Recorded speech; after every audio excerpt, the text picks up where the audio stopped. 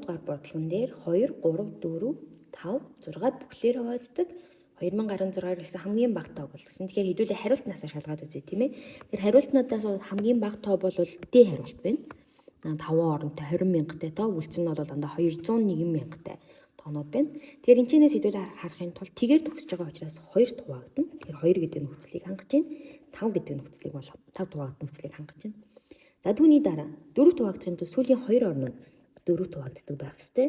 Тэгэхээр сүүлийн 2 орн нь 60 учраас энэ тоо бол 4 хуваагдана гэсэн. Тэгэхээр 4-ийг хангачлаа. За 6 хуваагдахын тулд 6 бол өөрөө 2, 3-т 1 зэрэг хуваагддаг учраас 2-т болон 3-т 1 зэрэг хуваагдчих юм бол 6 хуваагдана гэсэн. Тэгэхээр одоо хэдүүл энийг 3 хуваагдах тооны шинжээ санана гэсэн. Тэгэхээр 3 хуваагдах тооны шинж маань цифруудын нийлбэр 3 хуваагдвал гэж ярьдаг учраас энэ 5 цифрыг нэмээд үзэх юм бол 9 гарна. Энэ 9 бол 3-т мөн адилхан хуваагдах учраас 3 ч хуваагдана, 6 ч хуваагдана гэсэн. Тэгэхээр хариултан дээр маань хамгийн бага тоо байсан 20,160 гэдэг тоо бол эдгээр 5 тоонд 1 зэрэг хуваагдах нэ, бүхлээр хуваагдах нэ гэж ойлгох нэ. За дараагийн 24 дугаар бодлого. Явган хүн 9 цагийн дотор 40.5 км явбал зохих боловч явах ёстой байсан байх нь тийм аа хата. Эхний 5 цагт явах дундаж хурднаас 0.5-аар илүү хурдтай явсан.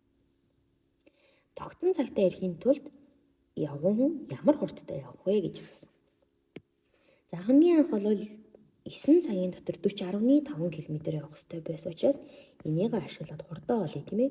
40.5-аагаа 9 хуваах юм бол биднэрт тухайн явган хүн маань бол цагт 4.5 км цаг явнаа гэд төлөвлөсөн байсан байна.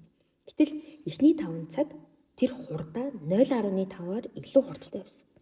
Тэгэхээр 0.5-аар илүү явна гэдэг нь 4.5 дээр 0.5-ыг нэмчих юм бол цагт 5 км-ийг илүү нөгөө хурдтайгаар явсан байх нь. Гэхдээ илүү хурдтайгаар хэдэн цаг явсан бэ гэхээр эхний 5 цаг явсан. Тэгэхээр нэг цагт л 5 км яваад байгаа юм бол эхний 5 цагт бол 25 км. Замыг бол явчихсан байна гэж ойлгох нь. За тэгсэн чинь тогтсон цагтаа ирэхийн тулд гэдэг. Анхнаасаа явган хүн маань өөрөө 9 цаг явах гэдэг. Гэтэл эхний 5 цаг маань явчихсан учраас бид нар цаана нь бол 9-5-ыг асах юм бол 4 цаг явах гэдэг. Яг тогтсон цагтаа хүрэхийн тулд 4 цаг явна. Тэгэхээр нь бол явган ямар хурдтайгаар явах вэ гэсэн. Одоо бид нар чинь 25 км замын тулцсан байгаа. Тэгвэл цаана маань хичнээн километрээ үлдсэн бэ гэдгээ 40.5-аас 25-ыг яах вэ? Хасаад өгчих гэсэн. Ингээд 15.5 км үлдсэн. Энэ километр замыг 4 цагт явахын тулд бид нар ямар хурдтай явах юм бэ гэд хурдаа олно. Тэр 15.5-аа 4-т хуваах юм бол 3,8,875 км цаг гээд би хариулт гарч ирж байна.